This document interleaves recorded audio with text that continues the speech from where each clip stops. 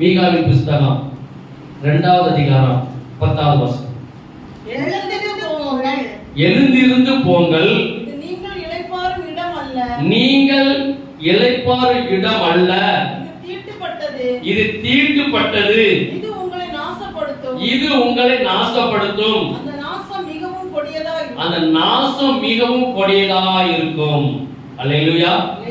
அந்த வசனத்துல சொல்லப்பட்டிருக்குது, எழுந்திருந்து போங்கள், இது நீங்கள் இளைப்பாறுகிற இடம் அல்ல, இது தீட்டுப்பட்டது, இது தீட்டுப்பட்டது, இது உங்களை நாசப்படுத்தும், இது உங்களை நாசப்படுத்தும், அந்த நாசம் மிகவும் கொடியதா, அந்த நாசம் மிகவும் உங்களுக்கு கொடியதாக காணப்படும்.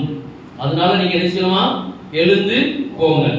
செய்தியுடைய தலைப்பு அசுத்தமான இடத்தை விட்டு எழுப்பி போ. அசுத்தமான இடத்தை விட்டு என்ன செய்? எழுப்பி போ. அசுத்தமான இடம் அப்படி சொல்லும் போது தகாத இடம், நாம் வாசம் பண்ணக்கூடாத இடம், நமக்கு ஆசீர்வாதத்துக்கு தடையான இடங்கள், நம்ம ஆசீர்வாதத்தை க்ளோஸ் பண்ணுகிற இடத்துக்கு தான் கர்த்தர் சொல்கிறார், இது அசுத்தமான இடம். இந்த அசுத்தமான இடத்தை விட்டு என்ன செய்? எழும்பி போ. அது சொல்லப்பட்டது போல் சொல்லல, எலும்பு. முதலாவது என்ன செய்யணுமா? நம்ம தேவையில்லாத இடத்துல நாம் வாசம் பண்ணும் போது, தேவையில்லாத இடத்துல நாம் உட்கார்ந்து இருக்கும் போது, அது நமக்கு என்ன செய்யுமா? அநேக என்ன போட்டிருக்கு கடைசியில? அநேக நாசங்கள் நமக்கு உண்டாகும், அழிவுகள் உண்டாகும், இழப்புகள் உண்டாகும். அது நிமித்தம் நமக்கு நிறைய சோதனைகள் கூட உண்டாகலாம். ஆனா கர்த்தர் சொல்கிறார், நீ என்ன செய்? எழுந்திருந்து இந்த இடத்தை விட்டு நீங்கள் முதலாவது போங்கள். அல்லேலூயா. லேவியா புஸ்தகம், லேவியர் 5வது அதிகாரம் 2வது வசனம். லேவியராகமம் அசுத்தமான காட்டு மிருகத்தின் உடலையாவது, காட்டு மிருகத்தின் உடலையாவது, அசுத்தமான நாட்டு மிருகத்தின் உடலையாவது, அசுத்தமான நாட்டு மிருகத்தின் உடலையாவது, அசுத்தமான ஊரும் பிராணிகளின் உடலையாவது, ஊரும் பிராணிகளின் உடலையாவது, இவ்வித அசுத்தமான யாதொரு வஸ்துவையாவது ஒருவன் அறியாமல் தொட்டால், ஒருவன் அறியாமல் தொட்டால் அவன் தீட்டும் குற்றமும் உள்ளவனாவான், அவன் தீட்டும் குற்றமும் உள்ளவனாவான். இது சொல்லப்பட்டதான முக்கியமான பகுதி என்னன்னா, வஸ்துவை தொட்டால் அவனுக்கு என்ன இருக்கான்? தீட்டும் அசுத்தமும் உள்ளவனும் ஆயிடுவான். அப்ப சில இடங்கள், சில வஸ்துக்கள், சில சூழ்நிலைகள் அது எப்படி இருக்குமா? நமக்கு தீட்டும் அசுத்தமும். அத கர்த்தர் சொல்ற, நீ விட்டு எழுப்பி போ, நான் உன்னை செய்வேன், ஆசீர்வதிப்பா. கடந்த நாட்கள் அந்த வசனத்தை எனக்கு ஆச்சரியமா இருந்தது. இப்படி ஒரு வசனம் இருக்குங்கிறது எனக்கு ஆச்சரியமா இருந்துச்சு. நீ எழுந்து இருந்து என்ன செய்? என்ன செய்? எழுந்திருந்து போங்கள், இது நீங்கள் இளைப்பாறுகிற இடம் அல்ல. கர்த்தர் இவ்வளவு தெளிவா பேசுகிறார். அப்ப சில நேரங்களில நாம் இருக்கிற இடம் நம்ம அறியாம எங்க உட்கார்ந்திருப்போம்? அசுத்தமான இடத்துல உட்கார்ந்திருப்போம்.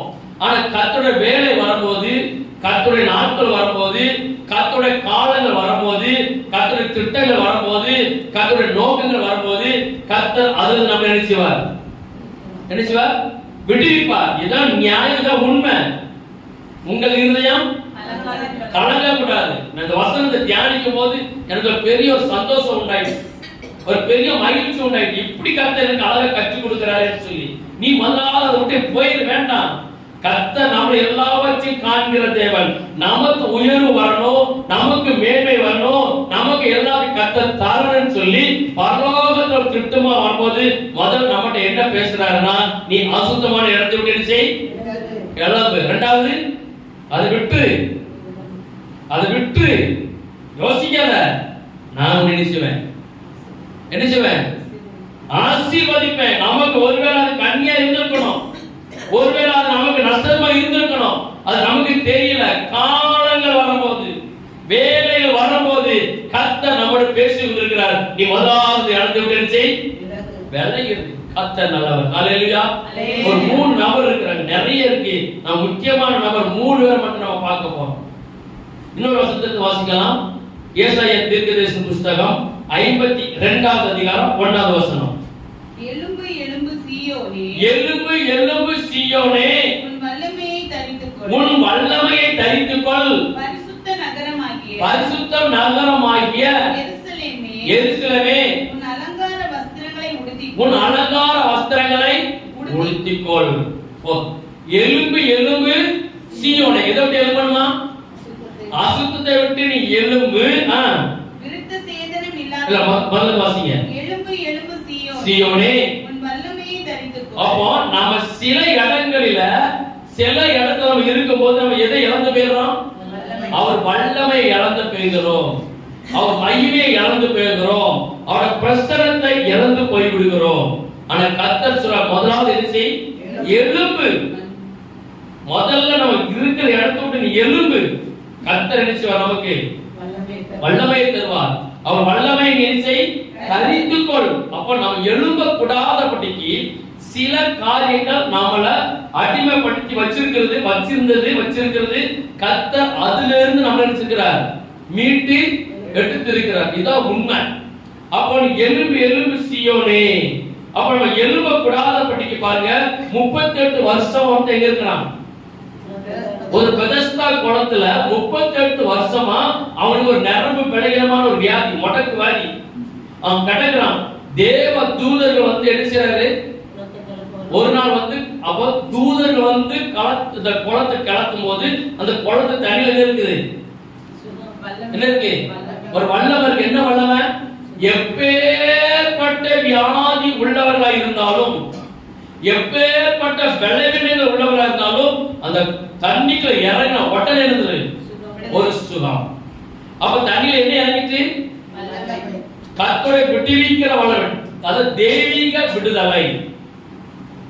அன்னைக்காக டெலிவரன்ஸ், தெய்வீக, அதாவது மனுஷனால் முடியாதது, வைத்தியத்தால் முடியாதது, மருந்து மாத்திரால் முடியாதது, கர்த்தரோட வல்லமையினால் மட்டும்தான் நிச்சயம் அது முடியும். ஆனா உலகம் ஏற்றுக்கூடாது. சில வியாதி நம்ம ஜெபம் பண்ணி விடுதலை வாங்கி கொடுத்தா சில மருத்துவர்கள் என்ன செய்ய மாட்டாங்க, இது ஏற்றுக்கொள்ள மாட்டார்கள். ஆனா தெய்வீக விடுதலை கொடுக்கிறதுக்கு அன்னைக்கு 38 வருஷம் அவங்க நடக்கலாம். எல்லாரும் எழுப்பி குளத்துல இறங்குறாங்க, விடுதலை ஆயிட்டே போறாங்க. அவனை எழும்ப முடியல. கர்த்தர் அவனை பார்த்து சொன்ன, எழும்பு, நீ சுகமாக வேண்டுமென்று நீ விரும்புகிறாயா? அவன் சொன்ன, ஆமாண்டவரே, நான் 38 வருஷமா கிடக்கிறேன், என்னை விடுவிக்க ஆள் இல்ல, எனக்கு விடுதலை தர ஆள் இல்ல. கர்த்தர் சொன்னார், நீ எழும்பு எலும்பு எலும்பு சீயோனே உன் வல்லமையை. அப்ப நான் உனக்கு வல்லமை தாரேன். என்ன வல்லமை தர்றாருன்னா, ஏன் நாமத்தினால சொல்றேன், நீ எலும்பு, உனக்கு எல்லாம் சுகம் உண்டாய். அவன் எலும்புனா என்னஞ்சான்? வஸ்திரத்துக்கு என்னஞ்சான்? மேல போட்டான், அதாட்டு நடந்து போறான், அதுவாட்டு கேட்பட்டான். இதான் என்ன டெலிவரன்ஸ்? தெய்வீக சுகம். தெய்வீக சுகம்ங்கிறது யாராலும் கிரகிக்க முடியாது, யாரோட சிந்தனைக்கு வராது. எப்படி நடந்தது, இது எப்படி நடந்து சாத்தியப்படும், இது எப்படி முடியும்? ஆனா கர்த்தர் வல்லமை அனுப்பும் போது அது நிச்சயமாய் நமக்கு தருவார். அப்ப சில அவன் இருந்திருக்கிற இடம் என்னது? எழுந்து போங்கள், நீங்க இங்க இருக்கிற இடம் என்னது? அது குளத்தங்கள்ல என்ன கிடக்கும் சொல்லுங்க. பொதுவாவே நம்ம ஊர் குளத்து பகுதியில் என்ன கிடக்கும்? தாங்க முடியாத அசுத்தங்கள் இருக்கு. கர்த்தர் எழும்பு, வேண்டாம், அதை விட்டு, அதை விட்டு நீ போயிரு, நான் மேன்மையாக உயர்த்த போகிறேன். இப்படி விடுதலை வாங்கி கொடுத்துட்டார். ஆனா ஒரு நாள் தேவாலயத்துல பார்க்கிறார் அவனை மறுபடியும். நீ அன்னைக்கு இந்த 38 வருஷமா படுத்துக்கிறதா நீ தானே? ஆமா, நான் தான். இனி என்ன செய்யாத? இனி பாவம் செய்யாத. அப்ப அங்கதான் மறுபடியும் 2வது முறை பார்க்கும் போதுதான் அவர் சொன்னார், இனி என்ன செய்யாத? பார்க்காத, பாவம் செய்யாது. அப்ப பாவத்தின் நிமித்தம் அவன் படுத்துக்கிற இடம் எங்க? அசுத்தமான இடத்துல, யாரும் தங்க முடியாத இடத்துல. ஆனா கர்த்தர் சொன்னார், நேரம் வந்துச்சு, கர்த்தர் அவன் இடத்தை காலி பண்ண வச்சார். அந்த தேவாலயத்துல பார்க்கிறாரு, இனி பாவம் செய்யாத சொன்னாரு. அவன் பூரண மனுஷனாய் மாறினான். அல்லேலூயா, அல்லேலூயா. அப்போ நம்ம என்ன செய்யணுமா? சில இடங்களை விட்டு நம்ம என்ன செய்யணும்? எழுதி ஆகணும். சில இடங்களை நகர்ந்து போயிட்டு ஆகணும். சில இடங்களை விட்டுட்டு ஆகணும். நான் ஒண்ணு யோசிக்க கூடாது, கர்த்தர் நம்ம கூட இருக்கிறார். அல்லேலூயா. நம்ம அழைத்த தேவன் நம்ம அழைத்த தேவன் மரண வரைக்கும் நம்ம நினைச்சுவார், நம்மளை நடத்துவார். ஒரு நாள் நம்ம சோர்ந்து போக கூடாது. முதல் ஒரு ஆளை நம்ம பார்க்கலாமே, இளைய குமாரனை குறித்து. லூக்கா சுவிசேஷம் 15வது அதிகாரம், லூக்கா 15:18 முதல் 20 வரைக்கும். நான் எழுந்து என் தகப்பனிடத்திற்கு போய், தகப்பனே மரணத்துக்கு விரோதமாகவும் உமக்கு முன்பாகவும் பாவம் செய்தேன். இனிமேல் உம்முடைய குமாரன் என்று சொல்லப்படுவதற்கு 18ல இருந்து 18ல இருந்து வாசிங்க. இனிமேல் உம்முடைய குமாரன் என்று சொல்லப்படுவதற்கு நான் பாத்திரன் அல்ல, உம்முடைய கூலிக்காரரில் ஒருவனாக என்னை வைத்துக் கொள்ளும் என்பேன் என்று சொல்லி எழுந்து புறப்பட்டு தன் தகப்பனிடத்தில் வந்தான். சரி, அவன் எழுந்து புறப்பட்டு எங்க இருந்து எழும்புனா? இதான் முக்கியமான பாயிண்ட். இளைய குமாரன் அவன் எழுந்த இடம் என்ன? எங்க? பன்றியின் கூட்டம். அவன் கடைசியா உட்கார்ந்துக்கிற இடம் எங்க? பன்றியின் கூட்டம். அங்க என்ன இருக்கும்? பன்றி கூட்டத்துல இருக்கும். முதல்ல என்ன இருக்கும்? நாற்றம் பிடிச்ச ஒரு இடம். இரண்டாவது அசுத்தமான சேர் உள்ள ஒரு இடம். பசி பட்டினியாய் அவன் வாழ்ந்த இடம். ஆனா கடைசி ஃபைனல் அவன் அதுல கடந்து நினைச்சனும் சாக வேண்டும். கர்த்தர் அவனை ஒரு நாள் கண்ணோக்கி பார்த்தான். அவன் பன்றி கூட்டத்துல கிடக்கிறான், நாற்றம் பிடிச்சு கிடக்கிறான், பன்றி சாப்பிடுகிற உணவை சாப்பிடுகிறான். அவன் கர்த்தர் சொல்றார், நீ முதலாவது அவனுக்கு என்ன வந்துச்சுன்னா ஒரு நல்ல தீர்மானம் உண்டாயிடுச்சு. தீர்மானம் எங்க தீர்மானம் வந்துச்சு? அசுத்தத்தில் இருந்து அவனுக்கு தீர்மானம் உண்டாயிடுச்சு. நான் எழுந்து எங்க போவேன்? என் தகப்பனிடத்திற்கு போவேன். என் தகப்பன் வீட்டுல அநேக ஆஸ்திகள் உண்டு, அநேக வேலைக்காரர்கள் உண்டு, அங்கு நல்ல ராஜ்ய சாப்பாடு உண்டு. ஆனா நானோ எங்க கிடக்கிறேன்? அசுத்தமான இடத்தை விட்டு. அதை கர்த்தர் சொல்றாரு, எழுந்திருந்து போங்கள், நீங்கள் இளைப்பாறுகிற இடம் இது அல்ல. அப்ப சில காரியங்களை கர்த்தர் நமக்கு நினைப்பூட்ட போது நம்ம நினைச்ச வேண்டியதான், விட்டு கொடுத்து போயிட்டே இருக்க வேண்டியதான். ஒரு குழப்பம் கிடையாது, ஒண்ணுமே கிடையாது. இப்ப பாருங்க, இவனுக்கு அவன் அப்படி செய்ததுனால அவனுக்கு 6 விதமான ஆசீர்வாதங்கள் உண்டாயிடுச்சு. அப்ப அவன் அந்த ஆசீர்வாதத்தை இழக்க பண்ணின இடம் எது? அசுத்தம். பன்றி கூட்டத்துல கிடக்கிறான், நாற்றம் பிடிச்ச கூட்டத்துல கிடக்கிறான். இப்ப சில நேரத்துல அந்த நிறைய பன்னிகளை அந்த கார்ல வச்சு ஏற்றிட்டு போவாங்க, லாரில. எப்படி இருக்கும்? அது தாண்டி போனாலும் நாக்கம் தாங்க முடியாது. அப்ப பன்றி வளர்க்கிற இடம் எப்படி இருக்கும்? சொல்லுங்க. அப்ப அந்த வஸ்து எப்படி இருக்கு? அந்த வஸ்து எப்படி? வஸ்து என்னது? லேண்ட், இடம். அது அசுத்தம். கர்த்தருடைய வேலை வரும்போது அந்த அசுத்தமான இடத்தை விட்டு கர்த்தர் நம்ம அப்புறப்படுத்துவார். அல்லேலூயா. இப்போ பாருங்க, எடுத்து வாசிக்கலாம். 20வது வசனம், லூக்கா 15:20. எழுந்து புறப்பட்டு தன் தகப்பனிடத்தில் வந்தான். அவன் தூரத்தில் வரும்போதே அவனுடைய தகப்பன் அவனை கண்டு மனதுருகி ஓடி அவன் கழுத்தை கட்டிக்கொண்டு, போதும், அவன் அசுத்தத்தை விட்டு எழும்பி அவன் தகப்பனை நோக்கி ஓடுகிறான். தகப்பன் என்ன செய்றாரு?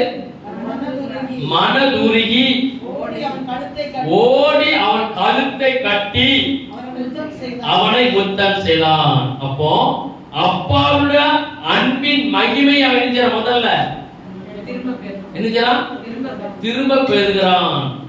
அப்போ நம்ம அசுத்தத்துல சில இடத்துல இருக்குமானால் கர்த்தர் சொல்ல, எழும்பி முதல்ல போயிரு, விட்டு நம்ம முதல்ல அப்பாவோட மகிமை நம்ம நினைச்சலாம் திரும்ப பெறலாம். 22வது வசனத்தை வீட்டு வாசிங்க. அப்பொழுது தகப்பன் தன் ஊழியக்காரரை நோக்கி, நீங்கள் உயர்ந்த வஸ்திரத்தை கொண்டு வந்து இவனுக்கு உடுத்தி. இரண்டாவது அவனுக்கு என்ன ஆசீர்வாதம் வருது? நல்ல வெள்ளை கூடுன ஒரு வஸ்திரம் அவனுக்கு உடுத்தப்படுகிறது. யாருக்கு? சொல்லுங்க. அசுத்தத்திலிருந்து எழும்பி எழும்பி எழும்பி சீயோனே உன் வல்லமையை நீ தரித்துக்கொள். எழும்பி நம்ம போயிடணும், விட்டுறணும், வேண்டாம். விடும்போது நமக்கு கர்த்தர் வச்சிருக்கிற அநேக ஆசீர்வாதங்களை நாம் நினைச்சலாம் பெற்று கொள்ளலாம். முதல்ல அவனுக்கு என்ன கொடுக்கப்படுது? தகப்பனுடைய தகப்பனுடைய அன்பின் மகிமை. கட்டி பிடிச்சு எடுக்கிறாரு, முத்தம் கொடுக்கிறார். என்ன முத்தம் சொல்லுங்க? என்ன முத்தம்? நல்ல முத்தம், பாசத்தோடு முத்தம் கொடுக்கிறார். இரண்டாவது, அவனுக்கு நல்ல ஒரு வஸ்திரம் கொடுக்கப்படுகிறது. வாசிங்க. இவன் கைக்கு என்ன செய்யுங்க? மோதிரம். மோதிரம் இருக்கு சொல்லுங்க. அவனை கௌரவப்படுத்துறது. இப்ப ஒரு வீட்டுக்குள்ள திருமண நாட்கள்ல வீட்டுக்குள்ள மணவாளன் முதல் கல்யாணம் கட்டுறதுக்கு முன்னாடி வீட்டுக்குள்ள வரும்போது என்ன செய்வாங்க? ஒரு புடவை போட மாட்டாங்க. யாருக்கு? மாப்பிள்ளைக்கு போடலாம். யார் போடுவாங்க? ஒரு நிறைய உறவுக்காரங்க நினைச்சுவாங்க, ஒரு மோதிரத்தை போட்டு நினைச்சுவாங்க வீட்டுக்குள்ள. அது அவங்கள வந்து கனப்படுத்தி, உங்களை நான் நினைச்சேன், உங்களை நான் எங்க வீட்டுக்கு நினைச்சேன் ஏற்றுக்கொள்கிறோங்கிற அது ஒரு இது. அப்ப உங்களுக்கு ஒரு சின்ன சந்தேகம் வரணும், ஆண்டவர் மோதிரத்தை பத்தி சொல்லி இருக்கிறாரு, அப்ப நம்ம மோதிரம் போடலாமா? இதே வசனத்தை ஒருத்தர் எனக்கு கேள்வி கேட்டார், பாஸ்டர் கூட மோதிரத்தை பத்தி ஆண்டவர்கள் மோதிரம் போட்டான்னு சொல்லப்பட்டிருக்கே, நம்ம மோதிரம் போடலாமா என்ற ஒரு கேள்வி கேட்டார். இந்த சம்பவம் இயேசு ஊழிய செய்த நாட்கள்ல நியாயப்பிரமாண சட்டம் இருந்துச்சு, நடைமுறையில் இருந்தது. நல்லா தெரிஞ்சுக்கணும். இயேசு ஊழிய செய்த நாட்கள்ல இது ஓமானமா சொல்றார், ஓமானமா எடுத்துக்காட்டத சொல்றார். நியாயப்பிரமாண சட்டம் அமலுல இருந்துச்சு. அப்ப பழைய பாட்டு காலத்துல பெண் வீட்டுல இருந்து ஆண் வீட்டுக்கு போகும்போது இருந்துச்சுன்னா ஒரு மோதிரத்தை போட்டு கனப்படுத்துறது. அதை வச்சுதான் அவர் சொன்னார், அந்த தகப்பன் நினைச்சாரு கைக்கு ஒரு மோதிரத்தை கொடுத்து அவனை வா மகனே நினைச்சே உள்ள நீ வா, அவனை ஏற்றுக்கொள்கிறேன்னு சொல்லி ஒரு கனமான ஒரு காரியத்தை அவனுக்கு கொடுத்தார். அதுக்கு பிறகு அவனுக்கு என்ன கொடுக்கிறாரு? செருப்பு. நம்ம சாதாரணமா சொல்ற செருப்பு, ஆனா அதுக்கு அழகா சொல்லப்படுறது என்னது? பாதரட்சை. பாதரட்சை எதுக்குரியது? கணக்குக்குரியது. பாதரட்சை கணக்குக்குரியது. இன்னைக்கு இருக்க பாருங்க, இன்னைக்கு நம்ம ஒரு கடையில போய் ஷோகேஸ்ல இருக்கிற ஒரு செருப்பு எங்க உட்கார்ந்திருக்கு சொல்லுங்க?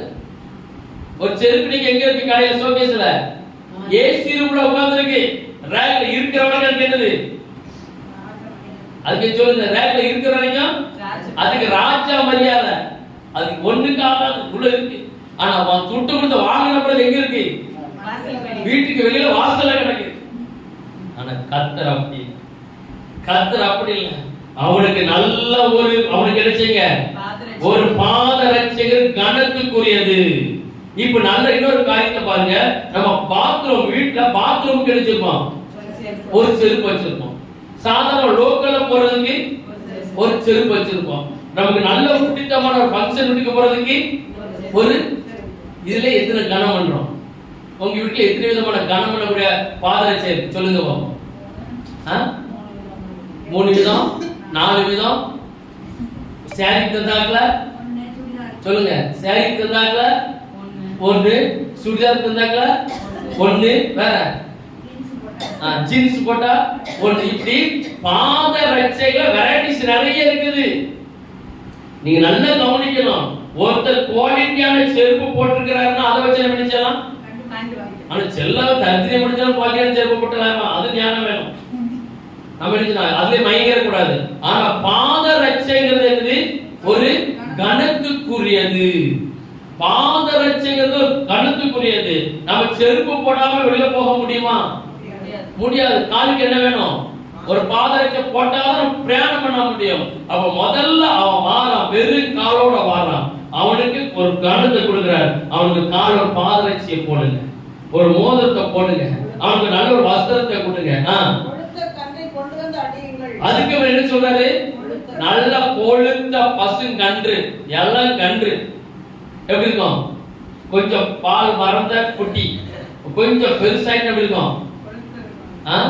சொல்லுங்களேன். நம்ம மட்டன் இதே பீஃப் வாங்க போனா பாஸ் வாங்குவோம், பாக்க வாங்குவோமா? தொழில் குறிச்ச பிறகு தெரியாது, சாப்பிடும் போது தெரியும். எத்தனை விசில் அடிச்சாலும் வேகாது, எத்தனை விசில் அடிச்சாலும் வேகாது. எல்லாம் கண் அந்த காலத்துல அழகா கொடுத்துக்கிறாங்க. நல்ல எல்லாம் கஞ்ச அதுக்கு அடித்து அவனுக்கு சமையல் பண்ணி பெரிய விருந்து செய்யலாம். குடும்பத்தோடு ஒரு சந்தோஷம், குடும்பத்தோடு ஒரு மன மகிழ்ச்சி. பிரதல நாம் புசித்து சந்தோஷமாயிருப்போம். என் குமாரனாகிய இவன் மரித்தான், என் குமாரனாகிய இவன் மரித்தான், திரும்பவும் உயிர்த்தான், திரும்பவும் உயிர்த்தான், காணாமல் போனான், காணாமல் போனான், திரும்பவும் காணப்பட்டான் என்றான். 25வது வசனத்தை வாசிங்க. அவனுடைய மூத்த குமாரன் வயலில் இருந்தான், வயலில் இருந்தான், திரும்பி வீட்டிற்கு சமீபமாய் வருகிற போது கீத வாத்தியத்தையும் நடன களிப்பையும் கேட்டு, அங்க என்ன நடக்கு? வீட்டுல கீத வாக்கிய சத்தம், நல்ல பாட்டு, நல்ல என்ன நடக்கு? நல்ல மகிழ்ச்சி, நல்ல நடனம், நல்ல பாடல், இடல் எல்லாம் நடந்து பிரமாதமா நடந்து கொண்டிருக்கிறது. அந்த இளைய குமாரனுக்கு இப்படி நடக்க காரணம் என்ன? அசுத்தத்தை விட்டு அவன் எழும்பினான். அசுத்தத்தை விட்டு அவனுக்கு அங்கிருந்து ஒரு தீர்மானம் பண்றான், என் பரம தகப்பனை நோக்கி. அவர் நமக்கு என்ன சொல்றார்? விட்டுட்டு போயிட்டே இருக்க வேண்டியதான், ஒன்றுக்கும் இல்ல, எனக்கு பின்னால நமக்கு பெரிய ஒரு ஆசீர்வாதம் இருக்குது. அல்லேலூயா. பின்னால ஒரு மேன்மை இருக்குது. ஆனா இந்த வசனம் எனக்கு ரொம்ப என்ன டச் பண்ணிச்சு, அழகா இருக்கு. நீ எழுந்து இருந்து போங்கள், இது நீங்கள் இளைப்பாறுகிற இடம் அல்ல. அந்த பண்டி போட்டு உனக்கு இடம் இல்ல, விட்டுரு. நீ அங்க தவறு விட்டு நீ நம்ம விட்டு இடத்துக்கு போ. அங்க போனா இளைய குமாரனுக்கு எல்லா விதமான ஆசீர்வாதம், எல்லா விதமான கனம், எல்லா வித மகிமையும் அவனுக்கு தாராளமாய் கொடுக்கப்பட்டது. அல்லேலூயா. அப்ப நம்ம எழும்பணும், நம்ம என்ன செய்யணும்? எழும்பணும், புறப்படணும், விட்டுட்டு வெயிட்டே இருக்க வேண்டியது. அவன் நமக்கு என்ன சொல்றான்? எலும்பு சீயோனை வல்லமையை. அப்ப நம்ம வல்லமை, கர்த்தர் அபிஷேகம், கர்த்தர் கிருபை எல்லாத்தையும் நம்ம தரிக்கணும்னா நாம் சில இடங்கள் என்ன செய்யணும்? எழுந்திருந்து போயிட்டு எழுப்பி போனான். அந்த பண்ணி தொழுவது எழுப்பி போனான். கர்த்தர் நல்ல ஒரு மகிமையான காரியத்தை செய்யணும். அல்லேலூயா. இப்ப இரண்டாவது நபர் நம்ம வாசிக்கலாம். இது நல்லா ஒரு இரண்டாவது நபர் நகோமியை எடுத்து வாசிக்கலாம். ரூத்தின் புஸ்தகம் 1வது அதிகாரம் 1வது வசனம் முதல் 7வது வசனம் வரை. நியாயாதிபதிகள் நியாயம் விசாரித்து வரும் நாட்களில் தேசத்திலே பஞ்சம் உண்டாயிற்று. அப்பொழுது யூதாவிலுள்ள பெத்லேயேமில் ஊரானாகிய ஒரு மனுஷன் தன் மனைவியோடும் 2 குமாரரோடும் கூட மோவாப் தேசத்திலே போய் சஞ்சரித்தான். எங்க போய் சஞ்சரித்தான்? மோவாப் தேசத்துல. யார் போறா? ரூத்தும் அவன் பிள்ளைகளும் கணவனும் இருக்கிறாங்க, போய் சஞ்சரிக்கிறார்கள். அந்த மனுஷனுடைய பேர் எலிமெலேக், அவன் மனைவியின் பேர் நகோமி. அவனுடைய 2 குமாரரில் ஒருவன் பேர் மக்லோன், மற்றொருவன் பேர் கிலியோன். யூதாவிலுள்ள பெத்லேகேம் ஊராகிய எப்ராத்தியராகிய அவர்கள் மோவாப் தேசத்திற்கு போய் அங்கே இருந்து விட்டார்கள். அங்கே எங்க இருந்தாங்க? மோவாப் தேசத்துல அந்த குடும்பமா அங்க இருந்துட்டாங்க. நகோமியின் புருஷனாகிய எலிமெலேக் இறந்து போனான். அங்க போன இடத்துல என்ன சம்பவம் நடக்கு? இவன் இறந்து போனான். அவளும் 2 குமாரர் மாத்திரம் இருந்தார்கள். அங்க இருந்து பெண் கொண்டார்கள். அவர்களில் ஒருத்தி பேர் ஓர்பாள், மற்றவள் பேர் ரூத். அங்கே ஏறக்குறைய 10 வருஷம் வாசம் பண்ணினார்கள். 10 வருஷம் எங்க இருக்காங்க? மோவாப் தேசத்துல இருக்காங்க. அங்க போன இடத்துல என்ன சம்பவம் ஆகி போச்சு? எலிமெலேக் முதல்ல இறந்து போனார். அவன் 2 பிள்ளைகள் இறந்து போறாங்க. 3 பேர் இருக்கிறாங்க. ஒரு விதவை ஆயிட்டாங்க. இப்ப விதவையான பிறகு அங்க பாடு, கஷ்டம், துன்பம், நிந்த, அவமானம், பிழைப்புக்கு வழி இல்ல. அப்படி 10 வருஷம் அந்த மோவாப் தேசத்துல குடியிருக்கிறாங்க. கர்த்தர் தம்முடைய ஜனங்களை சந்தித்து அவர்களுக்கு ஆகாரம் அருளினார் என்று அவள் மோவாப் தேசத்திலே கேள்விப்பட்டு 20வது வசனத்தை வாசிங்க. அதற்கு அவள், நீங்கள் என்னை நகோமி என்று சொல்லாமல் சர்வ வல்லவர் எனக்கு மிகுந்த கசப்பை கட்டளையிட்டார். எங்க? மோவாப் தேசத்துல எனக்கு சர்வ வல்லவர் மிகுந்த கஷ்டத்தை எனக்கு வரவிட்டார். நான் நிறைவுள்ளவனாய் போனேன். நான் நிறைவு உள்ளவனாய் போனேன். கர்த்தர் என்னை வெறுமையாய் திரும்பி வர அவ பண்ணினார். அந்த தேசத்துக்கு போகும்போது எப்படி போனா? நான் நல்ல நிறைவோட போனேன், நல்ல ஒரு ஆசீர்வாதத்தோடு போனேன். ஆனா அங்க அந்த தேசத்துக்குள்ள போகும்போது என் சூழ்நிலை மாறிவிட்டது. நான் எல்லாவற்றையும் இழந்து போனேன். நான் எல்லாவற்றையும் இழந்து என் சூழ்நிலையே மாறி போய்விட்டது. அங்க சொல்றா, அது மாறா, எனக்கு என் வாழ்க்கை எப்படி கசப்பு. அப்ப அதுக்கு பிறகுதான் அவளுக்கு ஒரு யோசனை வருது, இனி நம்ம என்ன செய்ய வேண்டாம், இங்க இருக்க வேண்டாம். 4வது அதிகாரம் ரூத் 13-14 வாசிங்க. போவாஸ் ரூத்தை விவாகம் பண்ணினான். அவள் அவனுக்கு மனைவியானாள். அவன் அவளிடத்தில் பிரவேசித்த போது அவள் கற்பம் தரித்து ஒரு ஆண் பிள்ளையை பெற கர்த்தர் அனுக்கிரகம் பண்ணினார். மறுபடியும் ரூத் எங்க வரா? மோவாபிலிருந்து பெத்லெகேம். பெத்லெகேம் டிரான்ஸ்ஃபர் ஆகி வந்தாச்சு. அங்க நமக்கு பாடு, நம்ம கஷ்டம் நிறைய இழந்துட்டோம்னு சொல்லி அவளுக்கு ஒரு தீர்மானம் போடுகிறா.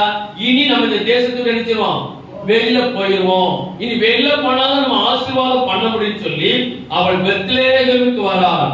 அங்க வரும்போது ஒரு நல்ல ஒரு குடும்பம் நினைச்சது அவங்களுக்கு கிடைச்சது. வாசிங்க. போவாஸ் ரூத்தை விவாகம் பண்ணினான். அவள் அவனுக்கு மனைவியானாள். அவள் அவனிடத்தில் பிரவேசித்த போது அவள் கற்பம் தரித்து ஒரு ஆண் பிள்ளையை பெற கர்த்தர் அனுக்கிரகம் பண்ணினார். அப்பொழுது ஸ்திரீகள் நகோமியை பார்த்து, சுதந்திரவாளி அற்று போகாதபடிக்கு இன்று உனக்கு தயவு செய்த கர்த்தருக்கு ஸ்தோத்திரம், அவன் பேர் இஸ்ரவேலிலே பிரபலமாக கடவுளே. இப்போ அந்த குடும்பத்துக்கு என்ன வந்துட்டு, மீண்டும் ஒரு திருமணம் நடக்குது. திருமணம் நடந்து அங்க பிள்ளைகள் பிறக்குது. அவன் யாரு? போவாஸ் யாரு? ஒரு பெரிய செல்வந்தன். அவன் பெரிய செல்வந்தன்.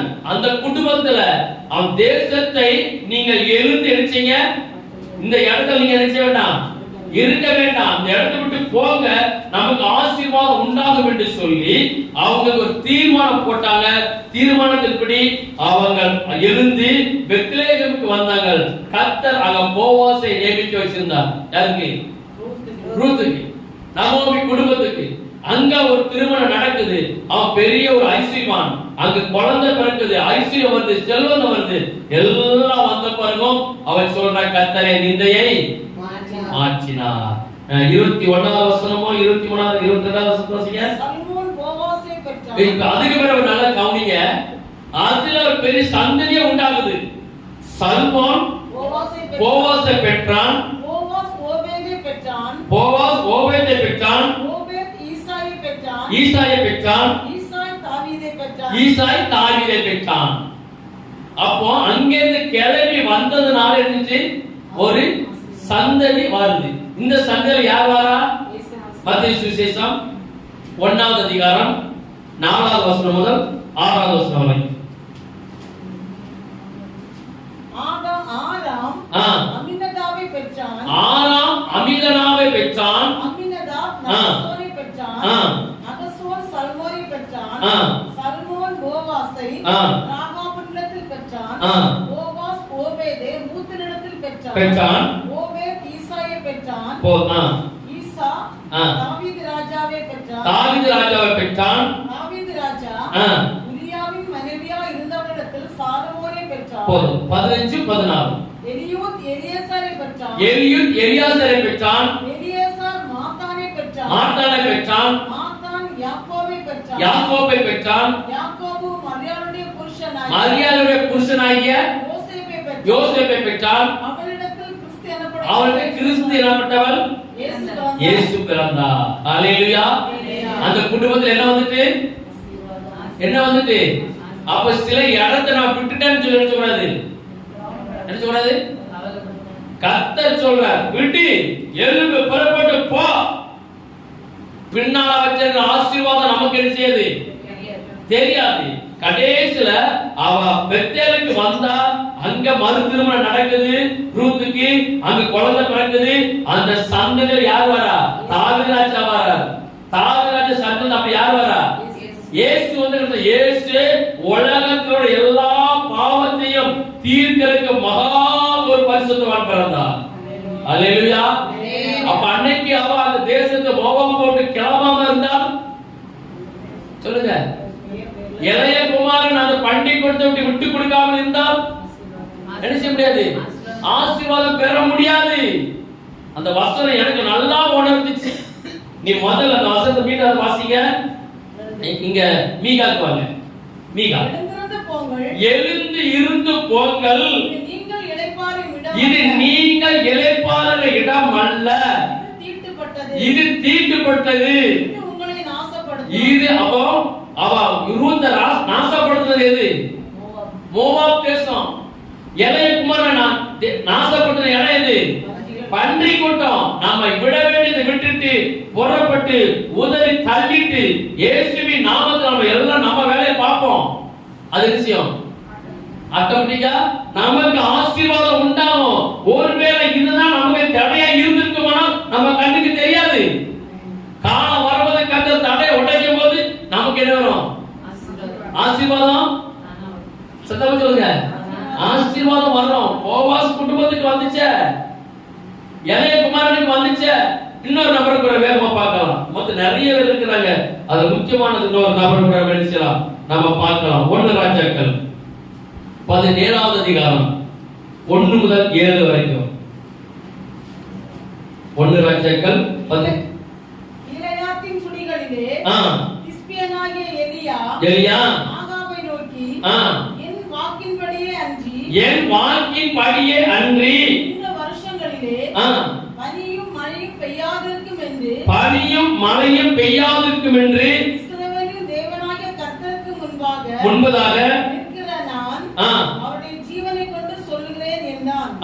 பின்பு கர்த்தருடைய வார்த்தை அவனுக்கு உண்டாகி அவர் நீ இவ்விடத்தை விட்டு கீழ் திசையை நோக்கி போய் யோர்தானுக்கு நேரா இருக்கிற கேரி ஆற்றண்டைக்கு போ. முதல்ல அவர் எங்க இருக்கிறாரு? முதல்ல அவர் எங்க இருக்கிறாரு? 1வது வசனத்தை வாசிங்க. கீலேயாத்தின் குடிகளில் அவர் இருக்கிறார். கர்த்தர் சொன்னார், எலிசாவே நீ இருக்க வேண்டிய இடங்கள்ல நீ இதெல்லாம் விட்டுட்டு எங்க போ? கேரி ஆற்றலுக்கு அன்னைக்கு நீ எங்க போ? உடனே கீழ்ப்படிந்தான். உடனே இடத்தை விட்டுட்டான். ஒரு அந்த ஆற்றின் தண்ணீரை குடிப்பார். அங்கே உன்னை போஷிக்க அவரை எல்லாத்தையும் கீழே விட்டுட்டு கேரி ஆற்றில் இருந்து கிடக்கிறார், படுத்திருக்கிறார், உட்கார்ந்து இருக்கிறார், அங்க வாசம் பண்ணுகிறார். கர்த்தர் அங்க என்ன அனுப்புறாரு? ஒரு காகங்களை அனுப்பி அவர் என்ன போஷிக்கிறார், அவரை வழி நடத்துகிறார். அவன் போய் கர்த்தருடைய வார்த்தையின்படியே யோர்தானுக்கு நேரா இருக்கிற கேரி ஆற்றண்டையிலே தங்கி இருந்தான். காகங்கள் அவனுக்கு விடியற் காலத்தில் அப்பமும் இறைச்சியும் சாயங்காலத்தில் அப்பமும் இறைச்சியும் கொண்டு வந்தது. அந்த தண்ணீரை குடித்தான். தேசத்தில் மழை பெய்யாதபடியினால் சில நாளுக்கு பின்பு அந்த ஆறு வற்றி போயிற்று. 7வது வசனம் வரைக்கும் வாசிக்கணும். அந்த ஆறு வற்றி போயிற்று, தண்ணீர் வற்றி போயிற்று. ஆனா கர்த்தர் அந்த தீர்க்கதரிசிக்கு என்ன செய்றாரு? நீ எழும்பி எங்க போ? கேரி ஆற்றண்டைக்கு போ, நான் உன்னை போஷிப்பேன். எப்படி போஷிப்பான்னு கேள்வி கேட்கல. நான் உன்னை போஷிப்பேன், நீ பாரு ஓடு. அவன் அங்க போனான். காலையில் சாயங்காலம் சுட சுட என்ன போது இருக்குங்க, நல்ல புரோட்டா என்ன செய்யுது, நல்ல மொறு மொறு வேக வச்சு என்ன செய்யுது, அப்பா நல்ல புரோட்டாவும் என்ன இறைச்சி சச்சவங்க என்ன இறைச்சி, அவனுக்கு என்ன இறைச்சி அவனுக்கு பிடிச்சிருக்குமா கத்தர் கொடுத்திருப்பார். அவனுக்கு தெரியும், அவனுக்கு எதை விரும்பி சாப்பிடறான்னு அதுக்கு தெரிஞ்சிருக்கும். இறைச்சி சுருக்கமா சொல்ல, இறைச்சிங்கும் போது என்ன கிடைக்கும்? மாட்டு இறைச்சி, பன்றி இறைச்சி, கோழி இறைச்சி, வேற ஆட்டு இறைச்சி, வேற முயல் இறைச்சி, வேற வேற இறைச்சி இருக்கு, காடை இறைச்சி, வேற இறைச்சிங்கும் போது ஒண்ணு இதுதான். அதுக்குள்ள எத்தனை ஒளிஞ்சிருக்கு? நிறைய வகைகள் இருக்கிறது. ஆனா அவன் எதை சாப்பிட்டான்னு கத்துக்கு தெரிஞ்சிருக்கும். அந்த இறைச்ச கொண்டு கொடுத்துட்டார். காரணம் அவன் இடத்தை விட்டு இருந்துட்டான், எழுந்துட்டான். எழுந்து புறப்பட்டு போ, நீ ஆத்தங்கரையில உட்காரு, நான் உன்னை போஷிப்பேன். இது முதல் சம்பவம். அது இரண்டாவது சம்பவம் நடக்க பாருங்க. 8வது வசனத்துல இருந்து. அப்பொழுது மீண்டும் கர்த்தருடைய வார்த்தை அவனுக்கு உண்டாகி அவர் நீ எழுந்து சீயோனுக்கு அடுத்த நீ அடுத்த எங்க போய் சொல்றாரு? நீ இது இருக்க வேண்டிய கேரித்த ஆட்டங்கிட்ட நீ இருக்க வேண்டிய இடம் அல்ல. போட்டுவோம், என் டயம் முடிஞ்சிட்டு அதை விட்டு வேண்டாம். நீ அடுத்த எங்க போ? சாரிபாத் ஊருக்கு போ. உன்னை பராமரிக்கும்படி ஒரு விதவைக்கு ஆவியானவர் ஒருவரை. அவர் 2 பேருக்கு ஒரு இடத்துல இடைப்படுறார். இவனையும் போஷிக்கணும், அந்த விதவை குடும்பமும் பஞ்சத்தில் நிச்சயம் தப்பணும். கர்த்தர் எப்படி பார்க்கிறார் பாருங்க. இந்த தீர்க்கதரிசியுக்கும் கர்த்தர் போஜனம் கொடுக்கணும், அந்த விதவை குடும்பத்தை கர்த்தர் நிச்சயம் ஆசீர்வாதம் கொடுக்கணும். நீ எழுப்பி சாரிபாத் ஊருக்கு போ. அவன் அங்க போறான், ஒரு விதவையை பார்க்கலாம். பார்த்த உடனே வாசிங்க. அப்படியே அவன் எழுந்து சாரிபாத்துக்கு போனான். அந்த பட்டணத்தின் ஒலிமுக வாசலுக்கு அவன் வந்தபோது அங்கே ஒரு விதவை விறகு பொறுக்கிக் கொண்டிருந்தாள். அவன் அவளை பார்த்து கூப்பிட்டு, நான் குடிக்கிறதற்கு கொஞ்சம் தண்ணி ஒரு பாத்திரத்தில் எனக்கு கொண்டு வா என்றான். கொண்டு வர அவள் போகிற போது அவன் அவளை நோக்கி கூப்பிட்டு கொஞ்சம் அப்பமும் கையிலே எனக்கு கொண்டு வா என்றான். அதற்கு அவள் பானையில் ஒரு பிடி மாவும் கரையத்தில் கொஞ்சம் எண்ணெயுமே அல்லாமல் என்னிடத்தில் ஒரு அடையும் இல்லை என்றால் உம்முடைய தேவனாகிய கர்த்தருடைய ஜீவனை கொண்டு சொல்கிறேன். இப்ப சொல்ற அவன் தண்ணி கேட்கான், கொஞ்சம் மாவுல முத அடை சுட்டி அதை கொண்டு வாங்க கேட்கான். அவன் சொல்ல இருக்கிறதே கொஞ்சம் தான், உனக்கு தந்துட்டு நாங்க என்ன செய்ய முடியும்? கர்த்தர் சொல்றாரு, நீ சாரிபாத்துக்கு போ, அங்க உனக்கு ஒரு விதவை கட்டுங்க. அந்த விதவை சொல்லுது, பாவம் என்கிட்ட இருக்கிறது கொஞ்சம், நாங்க சுட்டு நாங்க என்ன செய்யறோம்? நாங்க சாக போகிறோம். கர்த்தர் சொல்ல விட வேண்டியதை விட்டுட்டு போயிட்டு இருக்கணும். விட்டுட்டு போயிட்டு கர்த்தர் என்ன செய்வாரு? ஆனா இன்னொன்னு இருக்கு, மேல இருந்து நான் கீழே குதிப்பேன், கர்த்தர் தாங்கிடுவான்னு நினைச்ச கூடாது. குதிக்க கூடாது. கர்த்தர் காட்டாத இடத்துல கர்த்தர் இதுதான் எனக்கு காட்டினார், இதுதான் எனக்கு காட்டினது கடைசி நம்ம எழுதி மாட்டிக்கிடுவோம். சொல்லுங்க, மாம்பழமே மாட்டிக்கிடுவோம், கண்ணிலவே மாட்டிக்கிடுவோம், சேலத்துல உழுந்து கடைசி வரைக்கும் நிற்க முடியாது. ஊழியக்காரன் போவாங்க ஜோம் பண்றதுக்கு. ஊழியக்காரர் சொல்லுவாரு, என்பது கொஞ்சம் வித்தியாசமா தெரிஞ்ச, கொஞ்சம் வேண்டாம், இது நம்ம ஆவிக்கு எரிச்சல கொஞ்சம் ஒத்து வரலையே, வித்தியாசமா இருக்குன்னு சொல்லி ஊழியக்காரர் ஆலோசனை கொடுப்பாரு ஜெபத்துல. அப்ப அவங்களுக்கு என்ன செய்யாது? இவரு என்ன நமக்கு வித்தியாசமா சொல்றாரு, ஏன் ஆவி எப்படி இருக்கு, யாரு ஒத்து போகுது, அவரு ஆகிடுச்சுல. நல்ல சம்பவம் யாருக்கு நடக்கணும்? அவருக்கு நடக்கணுமா, எனக்கு நடக்கணுமா? சரி, நம்ம மனமன போக்குவோம், நாம போயிடுவோம். கடைசியில பார்த்தா கர்த்தர் தான் காமிச்சான்னு சொல்லுவாங்க. அங்க என்ன இருக்கும் சொல்லுங்க? பெரிய கண்ணி, பெரிய களிப்பான, பெரிய பன்னி கூட்டத்துக்கு நாட்டம் இருக்கும். அதுல போய் உள்ள விழுந்துட்டு ஒரு காலம் எடுக்க முடியாது. நம்மளை விட்டு நாக்கம் போவார், நம்மளை விட்டு ஒரு நாள் பால் மாறாது, காலமெல்லாம் எழுது. இது அப்படி இன்னைக்கு எல்லாருமே எங்க ஓடுறாங்க? தீர்க்க தரிசனம். அதாவது பிரஜாதி மார்க்கம் அவ்வளோ குறிகாரம் தேடி இருக்கிறாங்க, குறிக்க ஓடுறாங்க. இங்க கிறிஸ்தவங்க அவ்வளோ எங்க போறாங்க? தீர்க்க தரிசனம். அவர் நல்லா சொன்னாரு, என்னைய பார்த்து சொன்னாரு, என்னை கை நீட்டி சொன்னாரு, என் மோத பார்த்து சொன்னாரு, என் மகளே சொன்னாரு. ஒன்னே சொல்லல, அவர் ஒன்னே சொல்லல, முதல்ல பொதுவாக அடிச்சு விடுவாரு. நம்ம அதுல கடிச்சு கூடாது. தீர்க்க தரிசனம் நமக்கு வேணும்னா கரெக்டா கத்துற வார்த்தை எச்சரிப்பா நமக்கு வரும். அதான் தீர்க்க தரிசனம். அவர் அதுக்காக இன்னைக்கு தீர்க்கதரிசியை தேடி ஓடுகிற பிள்ளைகள் சபை விட்டு சபைக்கு ஓடுறாங்க. சபை விட்டு வேற சபை தீர்க்க தரிசனம் அவர் வந்தா தீர்க்க தரிசனம் நாலு சொல்லும் இல்லை.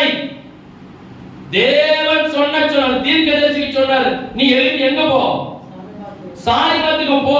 சரியான வார்த்தையை சொன்னாரு. சாரிபத்துக்கு போனா ஒரு விதைவனுக்கு தருவேன்னு சொன்னாரு. விதைவை கொடுத்தாரு. அவட்ட அப்பத்தை கேளுனாரு. அவன் நானே கொஞ்சம் சூட்டு சாக போறேங்க. அவர் சொல்ற, நீ சாக வேண்டிய அவசியம் இல்ல, என்னை அங்கே இருந்து கூட்டுறது யாரு? யாரு? கர்த்தர். உன்னை பார்க்க வச்சது யாரு? கர்த்தர். உன்னை பேச வச்சது யாரு? கர்த்தர். போய் சுட்டு கொண்டா. அவன் சுட்டு கொடுத்தா. தேசத்துல பஞ்சம் முடிகிற வரைக்கும் அந்த வீட்டுல என்ன இல்ல, பானையில நினைச்சல. அப்ப எப்படி வருது? எப்படி வருது? மாவை நம்ம தான் விவசாயம் பண்றோம், நம்ம தான் அதை அரைச்சி நம்ம பாத்திரத்துல வச்சிருக்கிறோம், நம்ம தான் சாப்பிடுறோம். அல்லது குறையும். அந்த மாவு எப்படி வருது? அதான் தெய்வீக ஆசீர்வாதம். அத தெய்வீக ஆசீர்வாதம் மனுஷனால மூடாதது தேவனால முடியும். அதை நம்ம நம்பணும். நம்ம நினைப்பதை காட்டிலும் இயற்கையே கர்த்தர் நினைச்சவர். இயற்கையை நமக்கு கர்த்தர் நினைச்சவர் மாற்றி தருவார். இப்ப நமக்கு சில இடத்துல அன்னைக்கு ஒரு நல்லா கேள்விப்பட்டேன். அன்னைக்கு ஒரு பாஸ்டர் வீட்டுக்கு ஒருத்தர் போனாங்க. ராத்திரி அவர் வீட்டுல இருந்தது என்னதான் கொஞ்சோட மாவு. ராத்திரி ஒரு குடும்பம் பேருக்கு இங்க பார்த்தா 3 தோசைக்கு 4 தோசைக்கு தானே இருக்கு மாவு இருந்திருக்கு. அங்க குடும்பம் போயிட்டு ராத்திரி தோசை சுட்டு கொடுக்கணும். பெரிய ஆச்சரியமான சம்பவம்.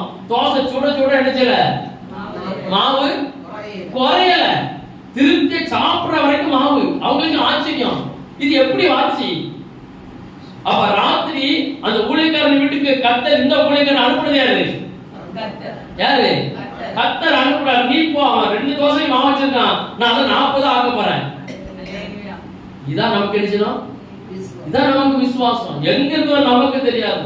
நம்ம அப்படி கர்த்தர அவர் சொல்லுக்கு நான் விட்டுட்டோம்னா, அவர் சித்தத்துக்கு விட்டுட்டோம்னா, சார்பாத்து குடும்பத்துக்கும் அந்த ஊழியக்காரனுக்கு கர்த்தர் ஆசீர்வாதத்தை கொடுத்தார். 3வது சம்பவம் 1 ராஜாக்கள் 19வது அதிகாரம் 4-8.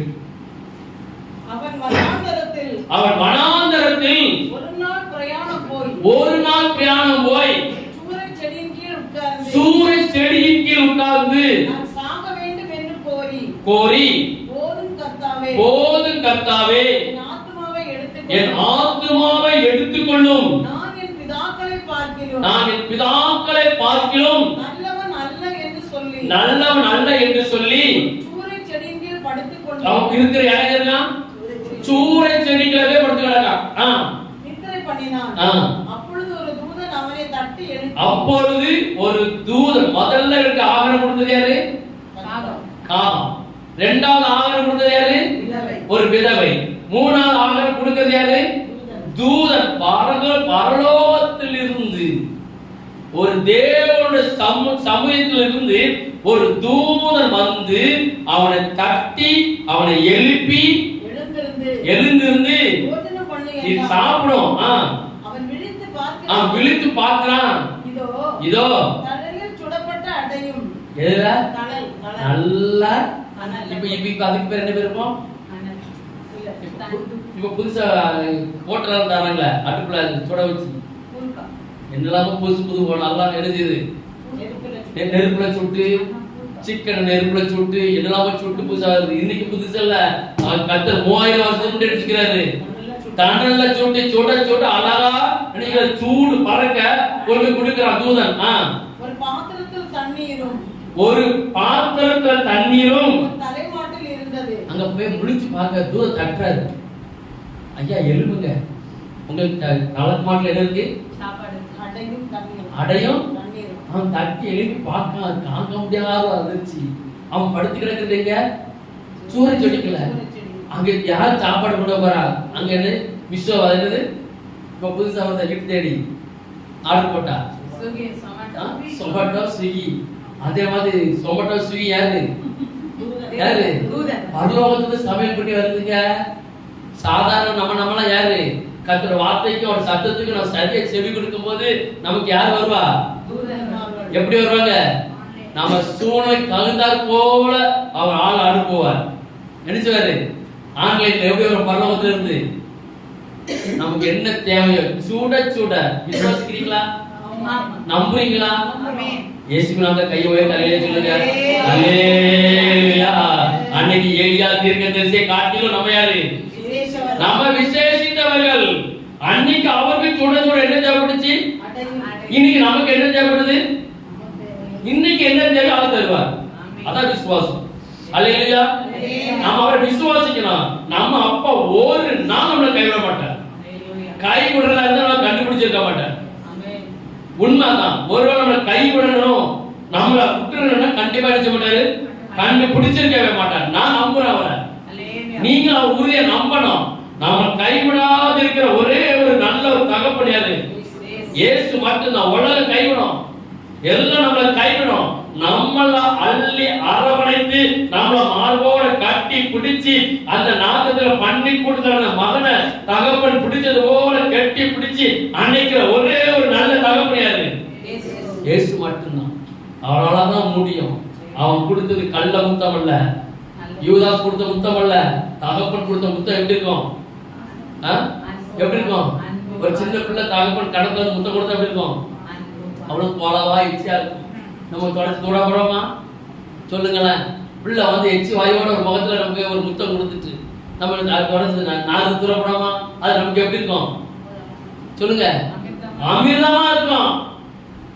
அதான் நேசம், அதான் நேசம். அப்போ கடைசியில பாத்தீங்கன்னா சூரிய செடிக்க கிடைக்கும் போது அவருக்கு என்ன வந்துட்டு? அப்பமும் தண்ணீரும் கொடுத்துட்டு வேகமா திரும்ப இரண்டாம் தரம் வந்து தட்டி எழுப்பி நீ எழுந்து நினைச்சே, நீ இங்க எழுந்து போச்சனை பண்ணிட்டு நீ இங்க உனக்கு இந்த இடம் இல்லப்பா, இது எப்படி ஆயிட்டுமா? இந்த இடம் எப்படி ஆயிட்டு? சாப்பிட்ட பிறகு அசுத்தமா போச்சு, அந்த கழிவு. கர்த்தர் சொல்றார், நீ இருக்க வேண்டிய இடம் இது அல்ல. நாம் கர்த்தர் சொன்னபடி எல்லாத்தையும் விடுவோம். அவர் சொன்னபடி இடத்தை மாற்றுவான். அவர் சொன்னபடி கீழ்ப்படிவோம். நம்ம எப்படி சால்பாத்து விடு வெதுவில கர்த்தர் ஆசீர்வதித்தார், எப்படி இளையகுமாரனை கர்த்தர் ஆசீர்வதித்தார். இன்னொரு நபர் யாரு? ரூத்து நகோமி குடும்பத்தை கர்த்தர் எப்படி ஆசீர்வதித்தார். நம்மளை கைவிடுவாரா? நம்மளை விட்டு விடுவாரா? அழைத்தவர் விட்டு விடுவாரா? கண்டுபிடிச்ச விட்டு விடுவாரா? ஒரு நாள் நம்ம விட வேண்டிய இடத்தை விடணும், எழுந்து போக வேண்டிய இடத்தை போகணும். நம்ம நீங்க இந்த கடைசி வசந்த மீகாக மட்டும் வாங்க. நான் வாசித்து எழுந்து இருந்து போங்கள், இது நீங்கள் இளைப்பாறுகிற இடம் அல்ல, இது தீட்டுப்பட்டது, இது உங்களை நாசப்படுத்தும். மிக கொடியது. சொல்லப்பட்ட சம்பவம் 3 இருந்துச்சா? இருந்துச்சு. 3 விட்டாங்க. கர்த்தர் அவங்களை ஆசீர்வதித்தார். நாம் ஜெபிக்கலாம்.